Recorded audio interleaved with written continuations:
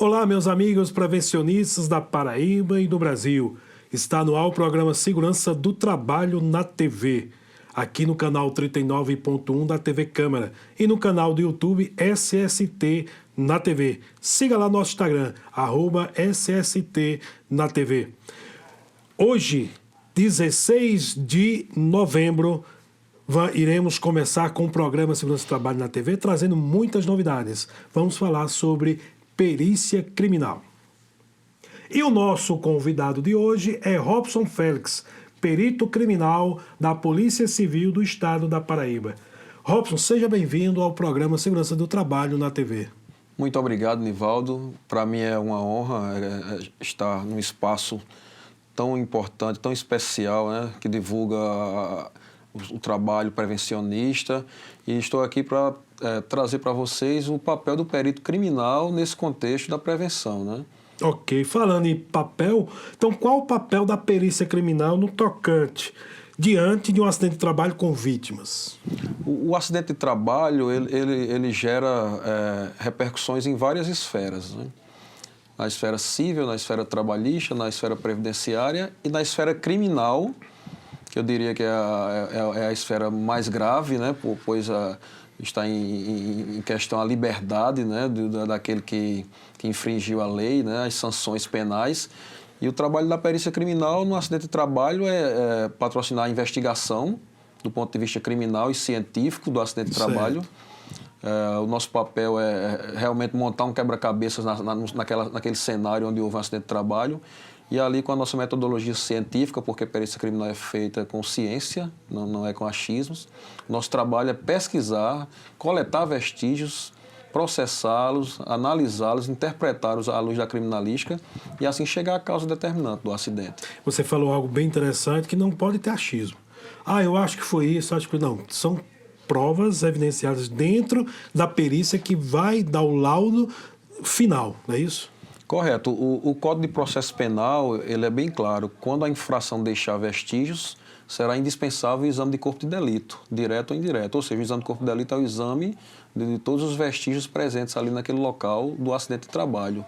Então, esse é o nosso papel enquanto perito criminal, justamente comparecer à cena do acidente de trabalho, como qualquer outra cena de crime. Obviamente, o acidente de trabalho ele tem algumas peculiaridades de outras cenas, como a cena de homicídio, de acidente de trânsito. E no local de acidente de trabalho, nós analisamos os vestígios presentes na cena do acidente, solicitamos toda aquela documentação que as normas de segurança determinam, né, as NRs, analisamos aquela documentação que a empresa nos fornece.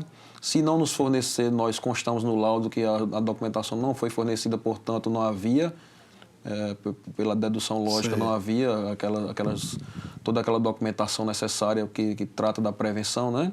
Então, esse é o nosso trabalho no local de acidente de trabalho. Robson, numa perícia, no acidente, quais as maiores dificuldades que um perito tem quando ele vai para uma perícia de um acidente de trabalho? Qual a maior dificuldade? Quais as maiores dificuldades que um perito tem dentro de um acidente? Nivaldo, a maior dificuldade de um perito criminal em qualquer cena de crime é a falta de preservação da cena de crime. Seja numa cena de acidente de trânsito, num homicídio ou num acidente de trabalho, não é diferente. Ocorre um sinistro dentro de vamos dar um exemplo aí, de um canteiro de obras, e muitas vezes por inadvertência ou falta de conhecimento, ou até de forma proposital, aquela cena pode ser alterada, né? Antes da perícia chegar, porque antes da perícia criminal chega lá os curiosos, né? Verdade. Outros órgãos oficiais, como o Corpo de Bombeiros, SAMU, Polícia Militar, Polícia Civil, e por último nós chegamos à perícia criminal, né? Então, diante de todo esse processo aí, desde o acidente até a realização da perícia, a falta de preservação do local é um dos nossos maiores problemas, infelizmente. Então, no caso, tendo um acidente, um fato, um sinistro, ninguém deve mexer em nada naquela cena ali. Deixar do jeito que está para vocês chegarem e realizar aquela perícia detalhada. Inclusive, o Código de Processo Penal é taxativo, né? Ocorrendo um fato, quem seja um crime, o isolamento e a preservação deve ser realizado imediatamente. Não, é uma determinação legal. Não é que seja uma determinação informal do perito, é uma determinação legal, consta lá no Código de Processo Penal. O local deve ser devidamente isolado e preservado, caso haja um acidente de trabalho, né, em um determinado local. Aquele local deve ser preservado, isolado, né, de preferência com aquelas fitas zebradas. Que é para os curiosos não chegar. Claro, porque muitas vezes os curiosos, né, podem, até sem querer, alterar algum vestígio na cena do acidente e pode, de alguma forma, prejudicar. Mas o perito, com uma certa experiência, ele consegue também...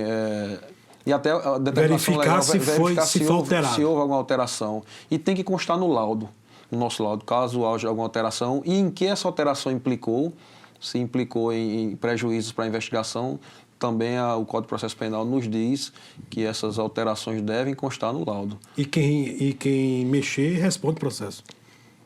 Se a investigação constatar que foi de forma dolosa, sim, pode ensejar aí uma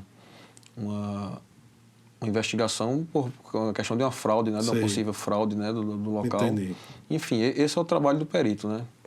Me diga uma coisa, de que maneira a perícia criminal contribui para a prevenção de acidente de trabalho? Essa pergunta é importante, Nivaldo, porque os órgãos de perícia criminal em todo o Brasil não estão inseridos formalmente dentro daqueles órgãos prevencionistas, né, como nós já conhecemos, o Ministério Público do Trabalho, os auditores, enfim, uma série de órgãos que estão ali inseridos naquele contexto, né?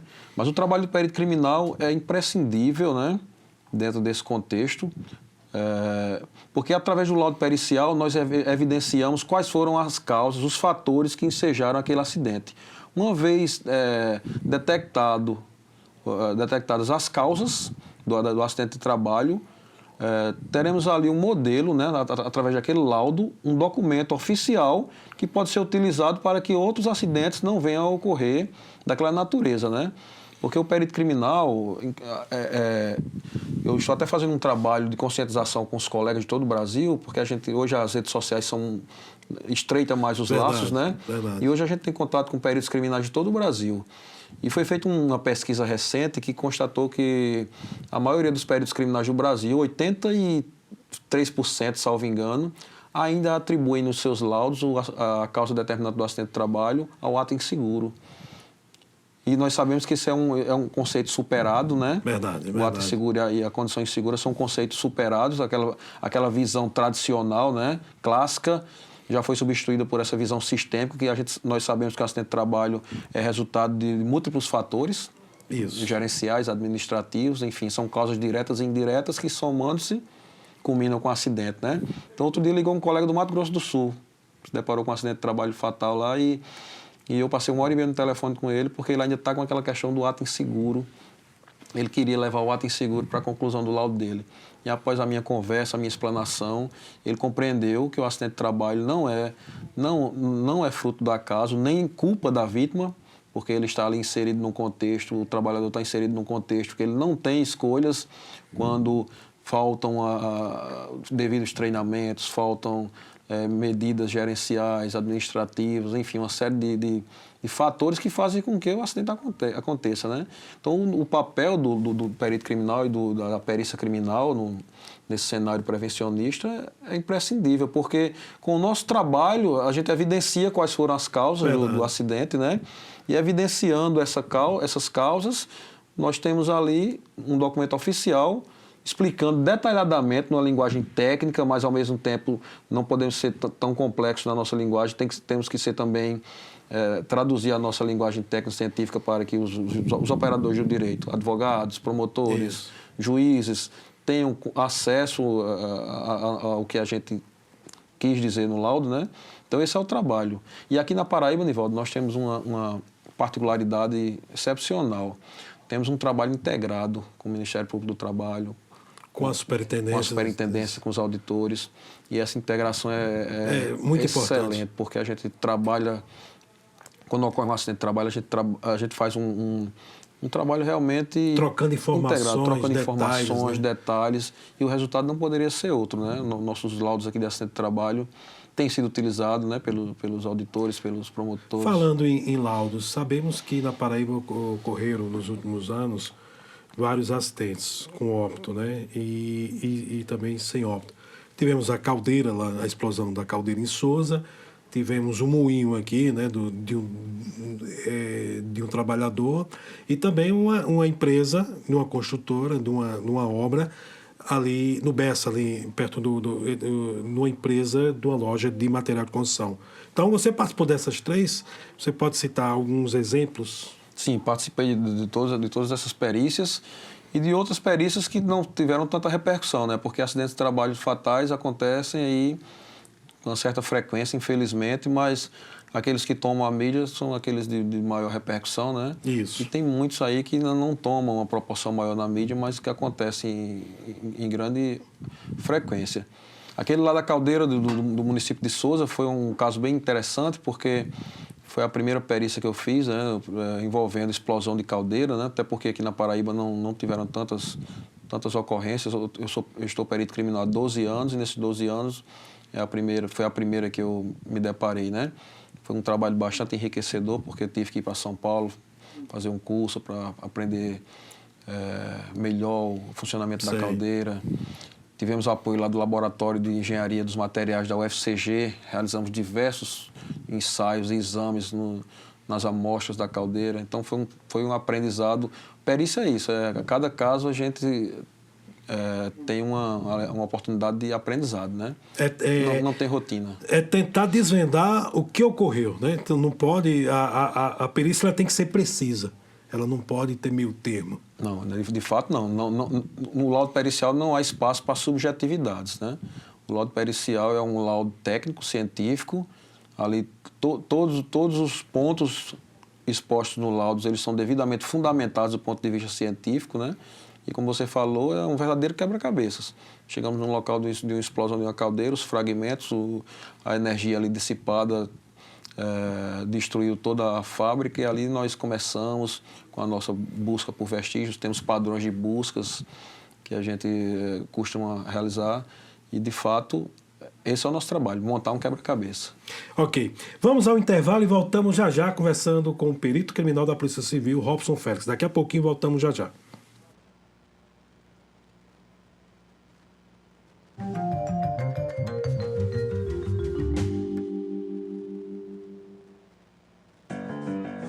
Você fica constrangido quando encontra uma pessoa com deficiência? Então, está na hora de mudar. Deficiência não é doença e essas dicas são para você. Pessoas com deficiência intelectual levam mais tempo para aprender. Mas isso não significa que sejam incapazes. Elas podem e devem estudar e trabalhar. Existem mais de 200 tipos de deficiência intelectual. A síndrome de Down é uma das mais conhecidas. Não seja superprotetor. Se a pessoa com deficiência for uma criança, trate-a como criança. Se for adulto, trate como adulto.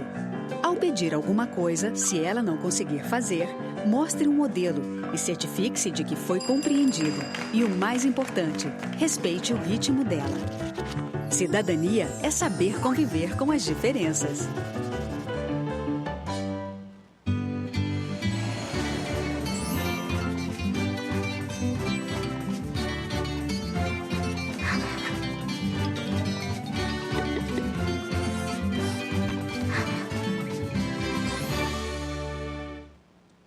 Decreto legislativo. Regula matéria de competência exclusiva do Poder Legislativo, sem que haja necessidade de sanção do prefeito da capital.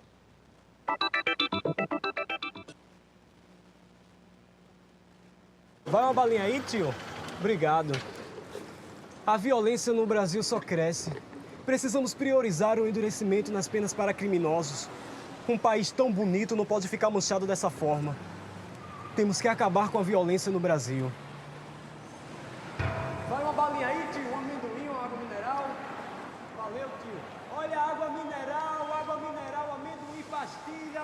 Vai água mineral aí, tia. Olha, água mineral,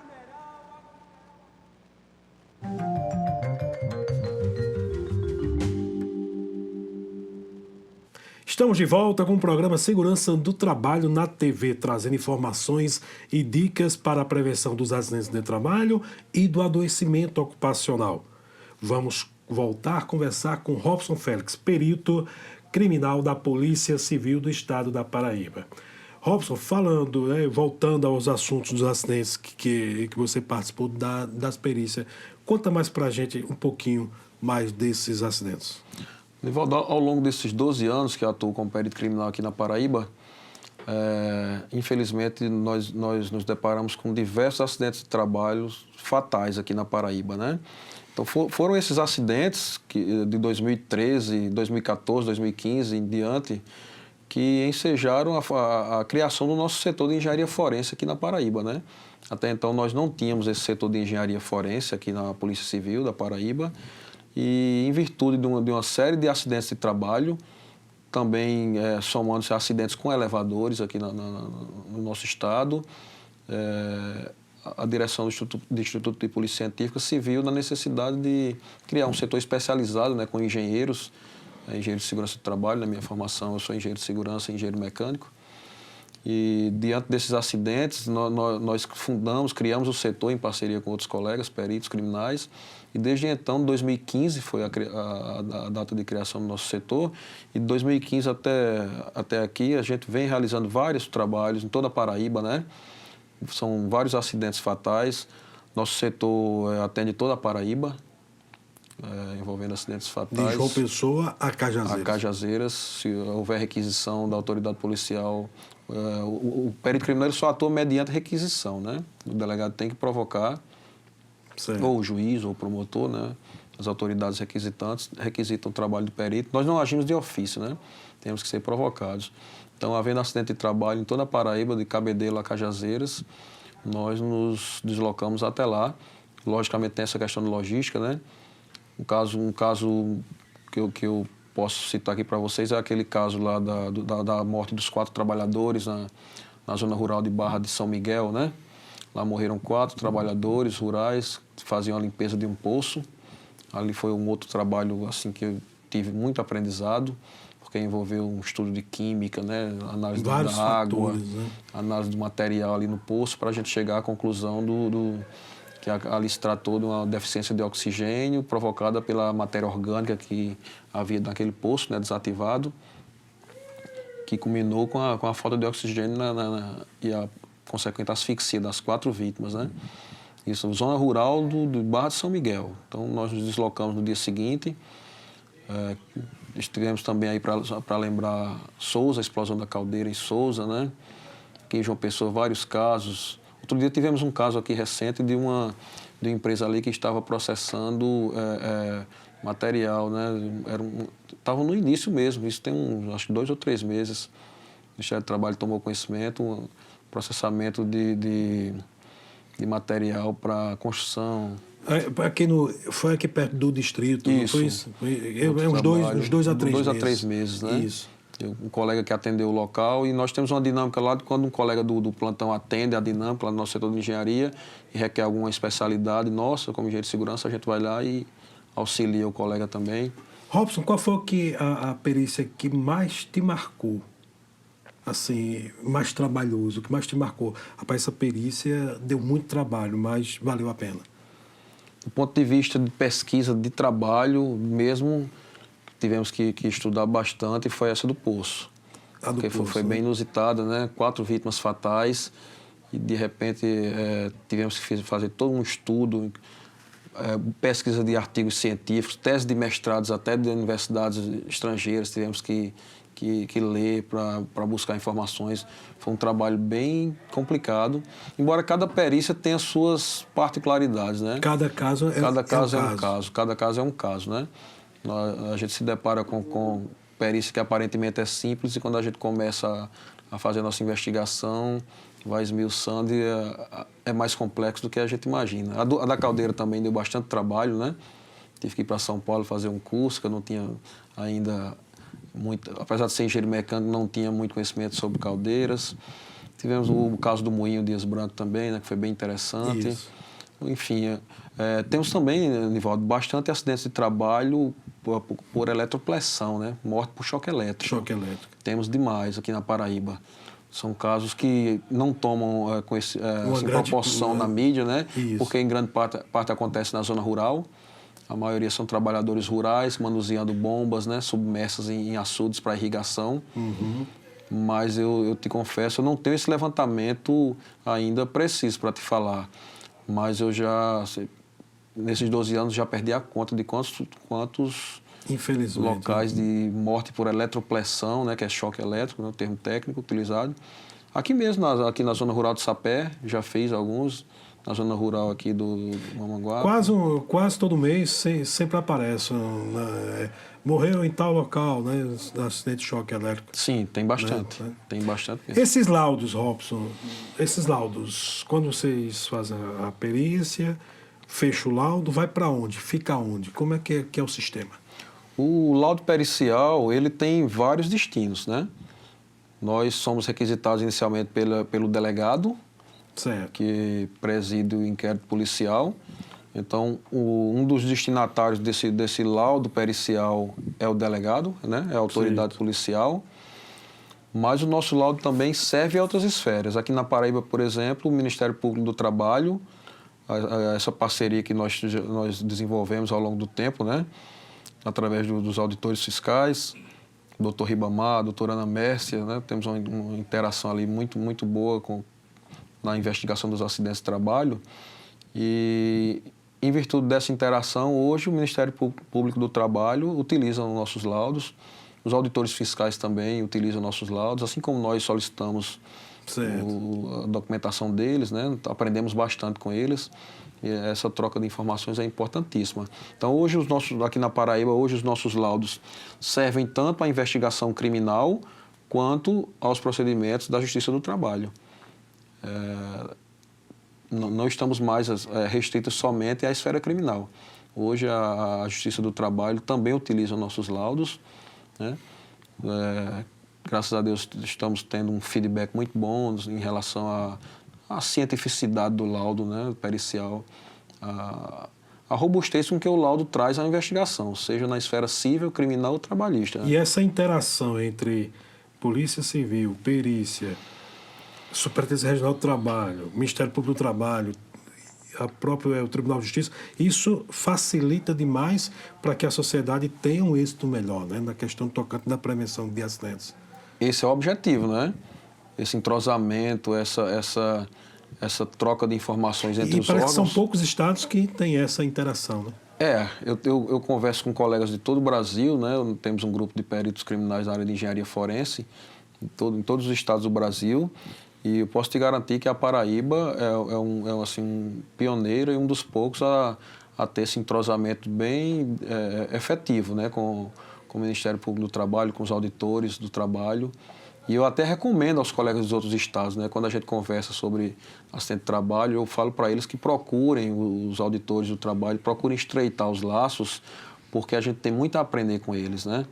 São profissionais extremamente competentes, né? E isso é muito bom, que essa interação facilita para todo mundo, né? E seria bom que os outros estados, né, fizessem isso também, porque, graças a Deus, a Paraíba tem esse diferencial de outros estados, essa interação, não só na área de perícia, mas também de todos os profissionais de segurança do trabalho, os auditores e Ministério Público e perito. Também, Robson, você esteve em São Paulo, né? O lançamento de um livro, né? Foi em São Paulo? Goiânia, Goiás. Isso, em Goiânia, Goiás. Conta pra gente, que livro é esse? Novidade pra gente. Novidade, Nivaldo. Eu tive a felicidade de ser convidado a ser coautor de um livro de engenharia forense, né? Que teve seu pré-lançamento agora nos dias de 1 a 4 de outubro em Goiânia, Goiás, no Congresso Nacional de Criminalística, né? O maior evento de criminalística da América Latina, reúne peritos de todo o Brasil e de vários países, né? Então, nós tivemos o pré-lançamento lá pela editora Milênio, o nosso livro, uma grande editora, né, nessa área pericial, é a maior do país. E fui convidado para compor esse time somos 10 peritos criminais, com formação em engenharia. De vários estados? De vários estados. Temos lá peritos do Paraná, temos peritos do Amazonas, temos peritos de São Paulo, enfim, Santa Catarina. Somos 10 peritos criminais.